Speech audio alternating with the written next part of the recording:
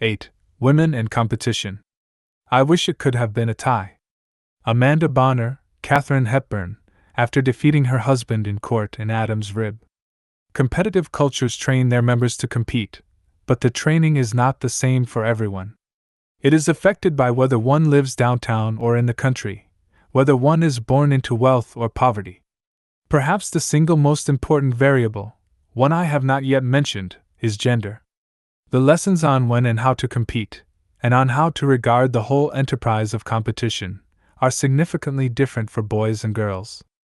Attitudes and behaviors remain different for men and women, with important consequences for the society as a whole.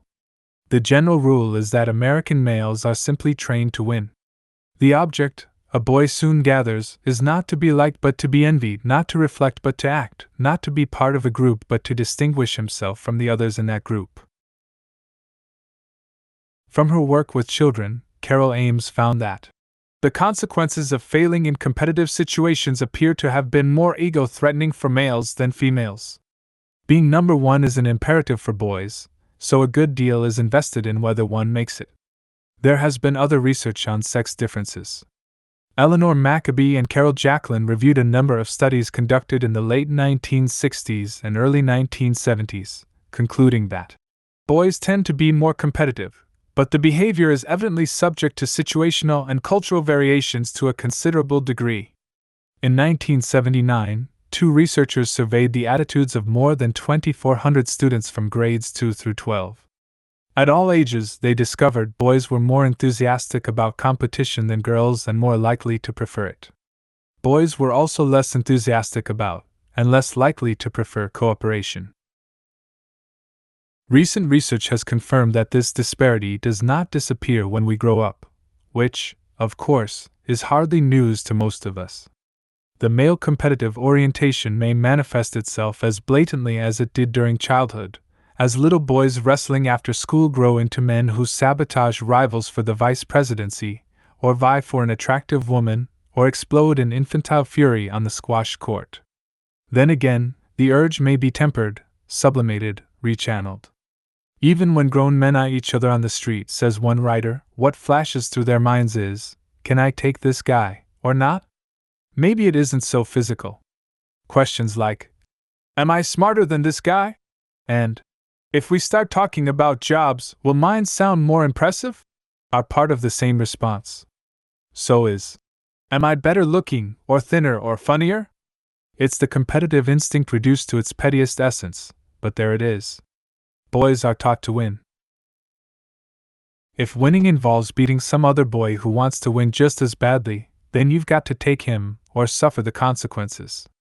This observation appeared in the About Men column of the New York Times Magazine, a forum for male rumination. The very frequency with which competition appears as a theme in these essays is noteworthy. Here, for example, is a column written by one of the magazine's editors. Sports is where the boy child of our culture learns what's expected of him when he grows up, winning. Some of us may seem to outgrow any need to heave our middle-aged carcasses around a softball diamond or a tennis court, but we have an unconscious inner core where that painfully vivid childhood lesson is ever fresh. It emerges when we put down our kids, when we undercut our colleagues, and when we dream. It emerges also in the way men talk, often arguing even when there is no substantial disagreement, just for the chance to come out ahead.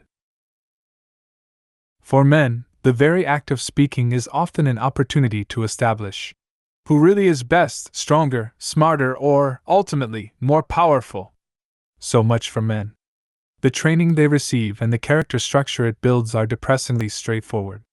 Competition appears in full strength concentrate. On the other hand, some girls are raised to compete while others are not. Mixed messages are common, creating profoundly ambivalent feelings toward competition. Finally, attitudes about the desirability of competing for women are in flux today. The question for females is, in short, far more complex, more interesting intellectually, more urgent politically. This is why I have devoted a chapter to the subject of women and competition without a corresponding chapter about men. One of the most influential ways of accounting for women's greater reluctance to compete was devised by Martina Horner in the 1960s. Psychologists who study motivation have long talked about the motive to approach success and the motive to avoid failure, two constructs used to predict behavior and explain levels of accomplishment. In her doctoral dissertation at the University of Michigan, Horner proposed a new motive: fear of success, also known as the motive to avoid success. The idea was created to explain differences between the sexes. Women are brought up to regard pursuit of achievement as unfeminine, and thus to become anxious throughout life at the prospect of doing well. Presumably, then, they exhibit more fear of success. Horner tested this by asking undergraduates to write a story about a fictitious student, of the same sex as the subject, who was said to be at the top of his medical school class. She reported that 2/3 of the women, as compared to only about 9% of the men, told stories that contained fear of success imagery. Since the basis of all projective testing is that such stories reflect the psychological state of the storyteller, the women here were understood to be saying that they hold themselves back because they are afraid of success. Horner's work received considerable attention, and the catchphrase, fear of success, quickly became part of the language. Unfortunately, it has not stood up well under careful scrutiny and further study. The concept's status as an enduring trait has been questioned, and Horner's technique for measuring it, on which the findings of differences between men and women depend, has seemed dubious to many scholars. The projective measure of fear of success is ambiguous, has low reliability, and lacks predictive validity, as two psychologists put it. What Horner scored as fear of success in the stories told by her subjects might have been affected by the testing situation, or the occupation she used, medicine, or the sex of the person being written about rather than the sex of the subject. In any case, attempts to replicate her findings have rarely succeeded. Sex-based differences in fear of success imagery usually have been slight, and many studies have found no difference at all, or even more fear among men. Part of the problem may be that the disparity Horner discovered was rooted not in underlying differences between the sexes but in social factors. As the latter have shifted, women's and men's attitudes toward success have converged. The real problem with Horner's fear of success construct, though, or at least the problem with how her data have been interpreted, is the tendency to confound success with competition. As I tried to show in Chapter 3, these two are not at all the same thing. In fact, competitiveness can be an impediment to success. Horner quite explicitly stated that she refers to this disposition to become anxious in competitive achievement situations as the motive to avoid success. Similarly, a later study that corroborated Horner's findings assumed that anyone disagreeing with such statements as, "I am happy only when I am doing better than others," or "the rewards of a successful competition are greater than those received from cooperation," was exhibiting fear of success. This raises the possibility that women are backing away from the prospect of having to beat other people, not from success itself. Psychologist George Assassin made just this point in a 1980 article, noting that when fear of success tests do not limit themselves to competitive success, there is no difference between the sexes. Then she went a step further.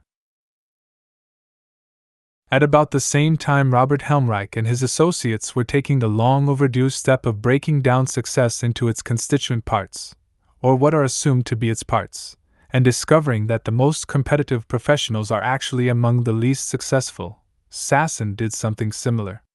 She devised a way to measure how much someone's idea of success is based on competition, a scale she called the Competitiveness of Success Concept, COSC.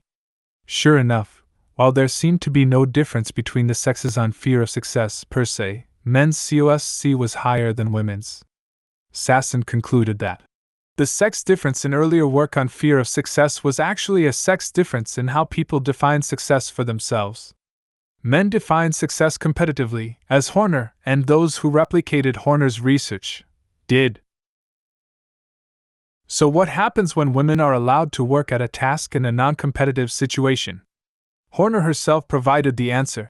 In the absence of interpersonal competition and its aggressive overtones, whereby the tendency to avoid success is minimally, if at all, aroused, these women, who are high in fear of success, will perform efficiently.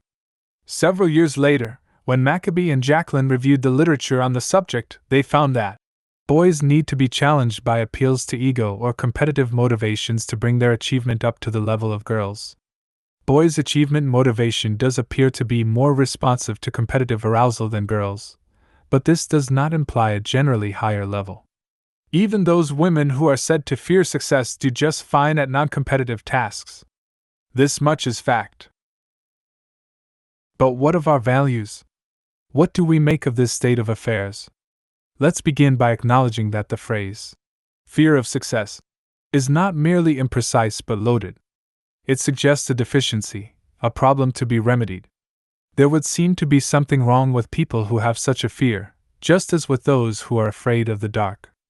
If we substitute a more neutral term such as aversion to competition, we are then freer to ask whether this is really a bad thing. One of Horner's subjects spun a story which imagined a mythical medical student no longer feels so certain that she really wants to be a doctor, and decides not to continue with her medical work but to continue with courses that she never allowed herself to take before but that have a deeper personal meaning for her. Another subject has the student saying, "To hell with the whole business," and going into social work. Not hardly as glamorous, prestigious, or lucrative, but she is happy. These two excerpts are cited by Horner under the heading, Concern about one's normality or femininity, and are said to reveal fear of success. In light of the psychological and interpersonal destructiveness of competition, not to mention its unproductiveness, these comments ought to be seen instead as intimations of health, an altogether appropriate sense that one can and should step off the competitive treadmill. As Sasson puts it, Horner's subjects may be indicating a heightened perception of the other side of competitive success, that is, the great emotional costs at which success achieved through competition is often gained, an understanding which, while confused, indicates some underlying sense that something is rotten in the state in which success is defined as having better grades than everyone else. It is competition and not success that separates men and women. There are signs, however, that the gap between the sexes is narrowing even here, and not because men are coming to share a distaste for beating others. Over the last decade or two, a chorus of voices has been urging women to compete and to accept competitiveness as appropriate and even healthy. Magazine articles and books too numerous to list here sing the praises of winning. One sample, fairly representative of the genre, should suffice to convey the flavor. Entitled, The Thrill of Competition, it appeared in 17 magazine in 1982. Don't get hung up, climb that ladder to success, it counsels teenage girls. Betty Lehan Harragan, author of a book called Games Mother Never Taught You, is quoted as follows. It's true that some people would rather that you weren't competitive.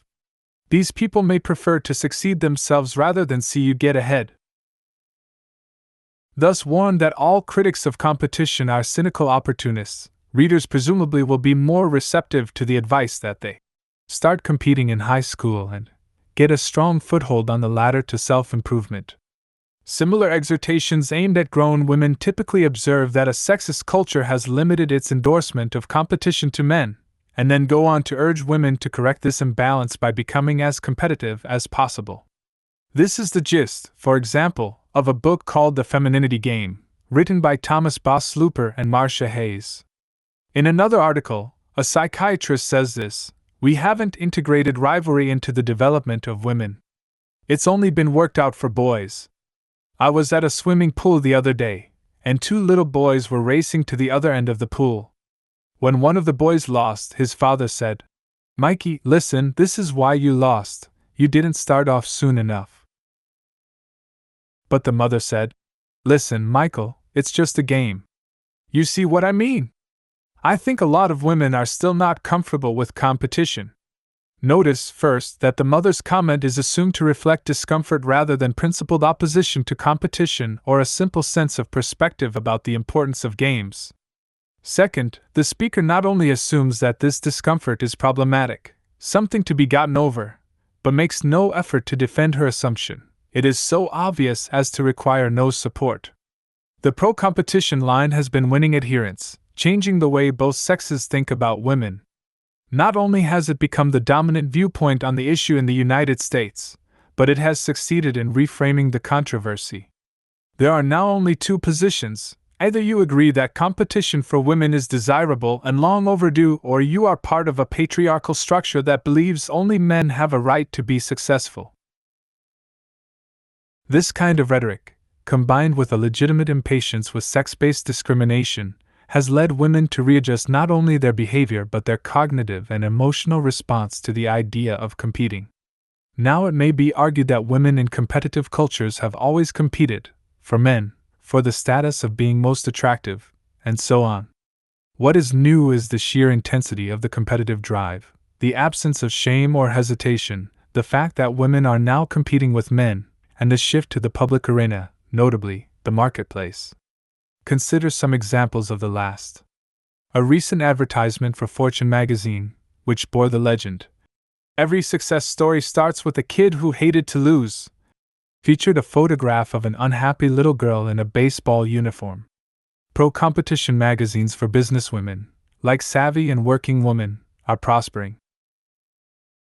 Women increasingly are modeling themselves after the hard-driving men who have preceded them on the fast track, with single-mindedness that can disrupt families and friendships. According to an article that profiles investment banker Karen Wallenstein, Wallenstein is quoted as praising her mentor, who taught me the words Geld and Schmuck. I figured out for myself that if you don't have any, you are one. It may not be terribly important in itself, but fashion in the business world reflects this transformation. Women bought 24 million suits in 1984, suggesting a style of dress that is conservative, asexual, powerful, and that can even include shoulder pads. Clearly, the idea is to look as much like a man as possible. Again, clothing is merely the outward manifestation of a rush to emulate male, competitive models of success. One writer remarks that, "So many of the women I know are driven people, more afraid of failure than success, more afraid of complacency than of competition, more afraid of one another's successes than of the successes of the men in their lives." The wistful preference for non-competitive success, such as the sentiment in this chapter's epigraph, now tends to be mocked rather than taken seriously. Precisely the same thing is happening in sports, and again, it is difficult to find a single voice raised in dissent. Whether they change reluctantly or enthusiastically. One observer reports, "Women's athletic programs look more like men's athletic programs every year. Excelling at the highest levels of competition is emerging as the first commandment of women's sports." In March 1985, MS magazine featured a muscle-bound female bodybuilder on its cover. Several months later, editor Gloria Steinem interviewed another bodybuilder, this one boasting a physique that seemed literally indistinguishable from that of a male bodybuilder. The presentation of women in cinema is another good index of the cultural conversion. Indisputably, females still appear as little more than window dressing in many contemporary movies, a sidekick to comfort the hero or cheer him on or be rescued by him, someone to be ogled or seduced. But to the extent there has been a departure from this sexist tradition, it has chiefly been to feature women in the same dismal roles that men have hitherto occupied. In 1968, Funny Girl depicted a love story in which Barbra Streisand as Fanny Brice clowned and swooned, allowing Omar Sharif to chuckle at her antics and indulge her girlish whims. She was a girl who won her man. 15 years later, in Yentl, Streisand played a girl who became a man. This is a literalization of what was beginning to happen in American film by the early 1980s. In Flashdance and Heart Like a Wheel, for example, women overcome considerable obstacles to win, enthusiastically embracing a competitive dream, no matter what the cost. They derive their fulfillment from triumphing over others, becoming, in effect, men with higher voices. In Heart Like a Wheel, the heroine's private life is in a shambles by the time she brings home the trophy as a victorious race car driver. Hearts don't win, so they have to be transformed into wheels. The story has been told 1,000 times before, of course, only with men at the controls. We are supposed to cheer the woman who insists that it's her turn to drive. In real life, the conversion to competitiveness can, at the risk of some oversimplification, be broken down into 3 stages. At the beginning, a woman resists the whole enterprise of competition. In the second stage, she competes, but with serious misgivings. I had no choice. She might apologize to someone she has stepped on. Finally, her feelings and beliefs catch up to her behavior. She internalizes the competitive values, stops feeling conflicted about what she is doing, and rids herself of guilt. This last stage is precisely what women are urged to reach. Workshops and seminars, books and articles, therapy sessions and informal support groups all encourage women to compete without reserve. Moreover, these exhortations often use language such as, "Accept your own competitiveness," in order to disguise the conversion as self-discovery. There has always been opposition to this model, but it seems lately to have been drowned out by the pro-competition clamor until only a few lonely voices of protest are audible. I want to add my own in support of the dissident position. This perspective does not deny the reality of sexism. It asserts that becoming competitive is a spurious and unhelpful response to it. It resists the pseudo-feminist posture. I think this blunt label is warranted, which seeks the liberation of women through the imitation of men. It does not object to androgyny in the name of law difference, but instead to the particular male values, such as competition, that women are being encouraged to adopt. It rejects the implicit motto of pseudo-feminism: if you can't join them, beat them. A commitment to relationship, an other-regarding posture that places special emphasis on the connections between people, traditionally has been a signal feature of women's worldview. In the choice between competition and relationship, and it is a choice, as I tried to show in Chapter 6, women have affirmed the latter. Carol Gilligan's 1982 book, In a Different Voice, represents one of the most lucid descriptions, and if one reads between the lines, defenses, of this orientation. She calls it the feminine voice, noting that it is predominantly found among women but is not necessarily beyond the reach of men. Let me offer 3 examples of how this concern with relationship plays itself out, and how it usually has been regarded. The first case is the central focus of Gilligan's book, Moral Development. Some theorists have pronounced women less sophisticated in their ethical thinking, by which they mean that women are less likely to resolve dilemmas in accordance with abstract notions of rights and duties. Women have tended to think in terms of the obligations that flow from a sensitivity to our interdependence. While girls approach moral problems by wondering how to avoid hurting people, boys more often see the whole enterprise as sort of like a math problem with humans, in the words of one 11-year-old subject. Gilligan's point is that the allegedly universal standards of moral development, according to which women have been found wanting, are actually based on an implicitly male-oriented model. Rather than trying to conform to it, perhaps women and men alike should consider the value of an ethical orientation enunciated in the feminine voice. In Gilligan's words, when one begins with the study of women and derives developmental constructs from their lives, the outline of a moral conception different from that described by Freud, Piaget, or Kohlberg begins to emerge and informs a different description of development. In this conception, the moral problem arises from conflicting responsibilities rather than from competing rights and requires for its resolution a mode of thinking that is contextual and narrative rather than formal and abstract. This conception of morality as concerned with the activity of care centers moral development around the understanding of responsibility and relationships, just as the conception of morality as fairness ties moral development to the understanding of rights and rules.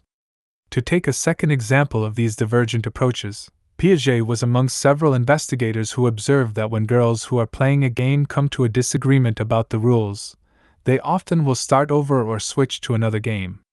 This has usually been interpreted as a failing, an indication that girls are not learning negotiation skills or are threatened by conflict. But the same reality can be understood in another way. Perhaps girls cherish their friendships and do not wish to risk them for the sake of continuing a game or learning legalistic skills. Perhaps the female priority system ranks relationship ahead of rules, and perhaps this appears skewed only when viewed from a male point of reference. Yet another arena in which we find these two differing orientations is conversation. Research by sociolinguists demonstrates that, in our culture at least, women and men tend to play different conversational roles. According to Charles Duber, men often acknowledge what someone else has said in a perfunctory way and then shift the conversation to talk about themselves. That's interesting, because yesterday you know what happened to me? Women more often respond supportively, encouraging the other individual to continue. Really? And then what happened? Men are also more likely to interrupt outright. In one study of mixed sex conversation, 96% of the interruptions were men breaking in on women, whereas women tend to ask more questions and generally take responsibility for starting and maintaining conversations as well as putting other participants at ease. In response to these speech patterns, one could conceivably say that because women are being trampled in conversation, they should, in effect, give men a dose of their own medicine by competing more aggressively for attention and authority. This prescription seems to follow naturally from one prominent researcher's characterization of women as the shit workers of routine interaction. On the other hand, it is possible to agree that one should not allow oneself to be interrupted, or one's topic of conversation to be ignored, without suggesting that the answer is to try to beat men at their own game. One surely ought to be assertive enough in conversation to avoid being dismissed. Likewise, women should not convey by their tone and conversational role that what they have to say is not important. But this need not lead them to begin interrupting or stop being supportive. As linguist Robin Lakoff, one of the pioneers of research in this field, put it, although in many ways the typical feminine style doesn't get you what you want, nevertheless it's exceedingly valuable. It would be a pity if it were to vanish. The alternative, the male style, has so many bad aspects of its own that nobody is advised to acquire it. Anything that allows the other person to have room is in itself a good thing, something that suggests cooperation. Questions tend to draw other people into the discourse and encourage them to make contributions. The female commitment to relationship, as it is manifested in moral reasoning and childhood play and conversation, is terribly important. The shift toward competition represents nothing less than an abandonment of this commitment, the attenuation of care. Perhaps it is unfair to hold women responsible for such a loss. The other half of the human race is even more alienated from the rewards of relatedness by virtue of its immersion in competition. Yet this is exactly the point. To be a bit melodramatic, it is more tragic to watch the process of corruption than to deplore the condition of those who are already corrupt. Put more hopefully, one makes a greater fuss about those who are still able to listen, those who are not yet beyond being recalled to their own values. To reaffirm the value of relationship, I should emphasize, is not at all to glorify dependence. To cherish the part of our lives that involves connection with others hardly entails subjugating oneself to others' needs. Neither does it mean that one has sacrificed healthy self-directedness or autonomy. What Gilligan has styled the feminine voice is perfectly compatible with a secure sense of self. In any case, competition would be a poor strategy for reaching this goal. As I tried to show in Chapter 5, competition is associated with neediness and an external locus of control. Those who talk or act as if becoming more competitive were a sign of growth may have simply confused competition with autonomy or relationship with dependence. Those who would have women endorse competition may offer an objection to this talk of relationship, as follows: women may be associated with this orientation rather than with competition, but they cannot really be said to have affirmed it. The repudiation of relationship does not amount to giving up something that was freely chosen because women have had connectedness and the like thrust upon them. Competition, by the same token, was never refused by most women so much as withheld from them as an option. Women tend to be more unable to compete than unwilling. They shrink from rivalry. This suits the purposes of men, who have profited from the exclusion of women from the competitive arena. There is truth in this account. Choice in the fullest sense has been in scarce supply for both sexes as regards competition. It might be said that while women couldn't compete, men have had to compete. In terms of political and economic power, these situations have not been symmetrical, I should add. The man's predicament has left him to run the show, to monopolize the public sphere. But any feminism that leaves it at that is a feminism that accepts a male's set of priorities, that fails to question the infatuation with wealth and power, that accedes to the devaluation of relationship, that says, "Me too," instead of, "What a mess." It is pathetic and outrageous that women have had to wait, like Sleeping Beauty, to be awakened with a kiss. But it would be tragic indeed if, finally able to rouse themselves, they did so only to mimic the prince. This is why I call the cheerleaders of competition for women's pseudo-feminists. They are responding to sexism by appropriating the worst of male values, which represents a serious error in judgment if not a kind of betrayal. The fact that men have had a virtual monopoly on competitiveness does not, in itself, make it desirable. Men may resist new competitors in the marketplace, but they can grin with arrogant satisfaction knowing that women have decided to emulate them. Here is the classic Pyrrhic victory for women, opposing male oppression by becoming indistinguishable from a male oppressor. Sure, says sociologist Barry Thorne, women should be getting equal pay and having access to every occupation and being president, and so on. But I wouldn't want to end with that because I think this society is structured in an ugly, competitive way. I think the challenge is to pursue that strategy as a right that we have, but at the same time critique it and create alternative forms of community and human relations. For women to pump up their biceps or break into the club of hard-driving money grubbers on Wall Street is a peculiar and sad kind of liberation. For the feminine voice to slide down into a baritone that rasps about being number one is a poor excuse for deliverance. The fact that women's values have tended to clash with the demands of competitive, male-dominated institutions does not mean that the former ought to adjust to fit the latter. It's not that there is something wrong with women, but that there is something wrong with this definition of success, and that there is something right with women's inability to accommodate this definition. It no longer seems appropriate to rout out success anxiety and replace it with acceptance of the masculine rules of the game. Rather, women now need to focus on affirming the structures and values they bring to the question of competition versus relationships, and start reconstructing institutions according to what women know. The situation is analogous to something that baffles and dismays those committed to social change. Members of the underclass in America often seem less interested in ending a system of privilege than in becoming privileged themselves. They rarely challenge the basic script, preferring to concentrate only on the casting. The economic system that predicates wealth on poverty, power on powerlessness, is implicitly accepted even by those with the greatest incentive to challenge it. This is a tribute to the effectiveness of our society's ideological apparatus, which encourages debate on tiny questions in order to deflect attention from the big ones, and which, as I mentioned in the last chapter, perpetuates a myth of individual responsibility to the exclusion of attention on structural causes. However it works, though it works.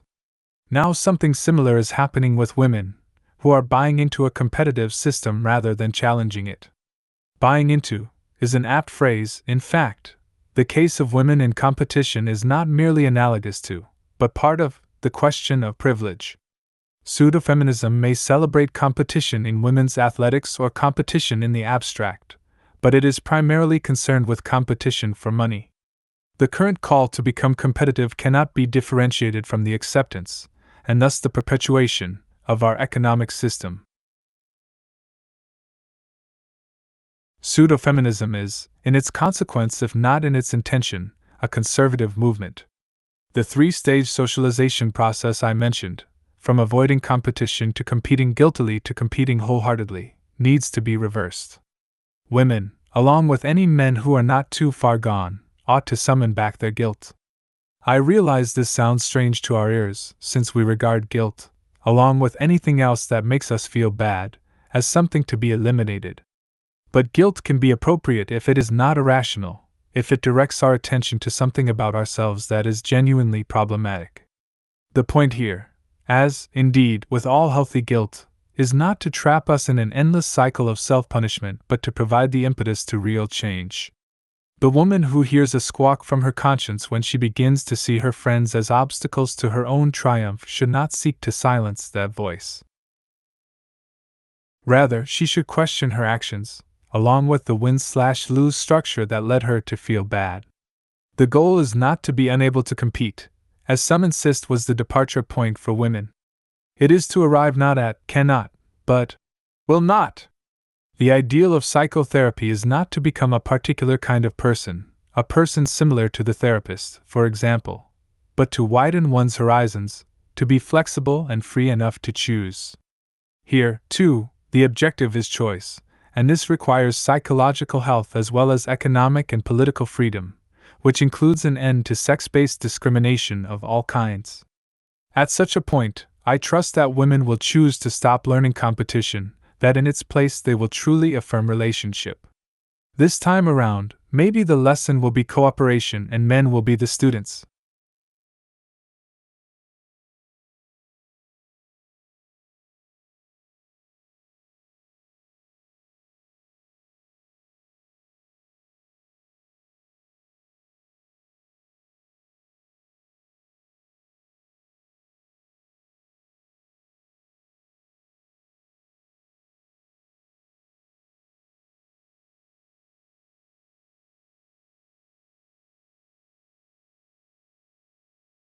They say it's in our blood, the urge to win the race, to step on someone's shoulders just to find our place. But dig a little deeper, beyond the shouted lies, you'll find a different rhythm beating under quiet skies. It's not in our chromosomes, no war inside our soul. The stories we've been told are just excuses to control. The truth they never mention in the games they glorify is people rise together or we fall by the lie. Let's build a cooperation nation, side by side, no domination. Not a contest, not a war, but something worth uniting for. We're not wired for rivalry, we're meant to thrive in unity. It's time we break the old foundation and build a cooperation nation.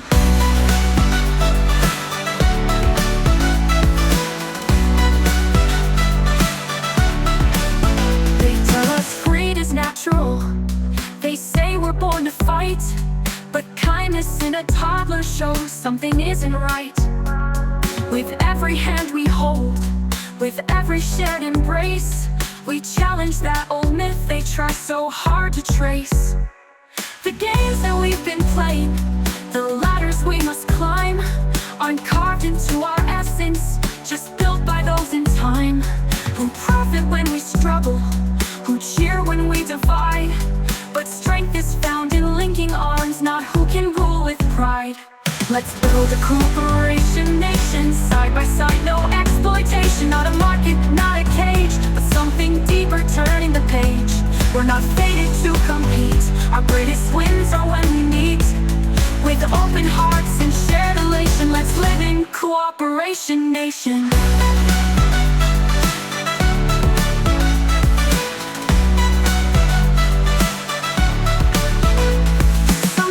Just human nature, but they never prove it's true. They fear a world that's fairer, so they sell us red and blue. But truth is not so fragile, and love is not a game. When we reject their fiction, we set our souls aflame. Come build this cooperation nation, no more need for explanations. Not utopian to believe that we can give and still receive. From village roots to modern day, we've always found a better way. So drop the mask of imitation and join the cooperation nation.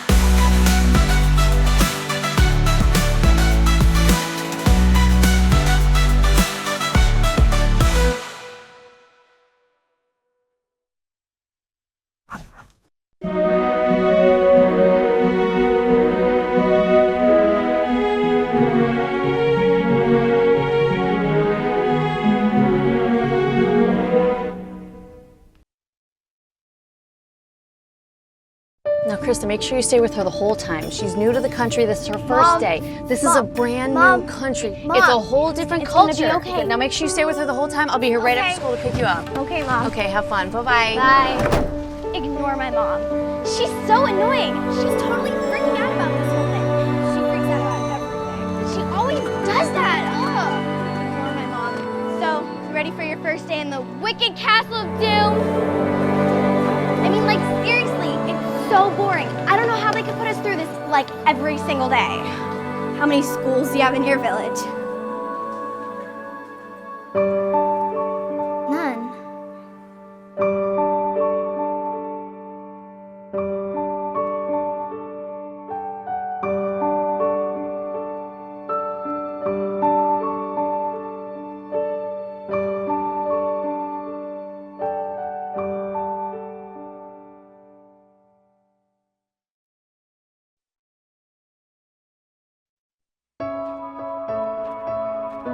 Where would I go if the world had no limits? If I could defy all boundaries?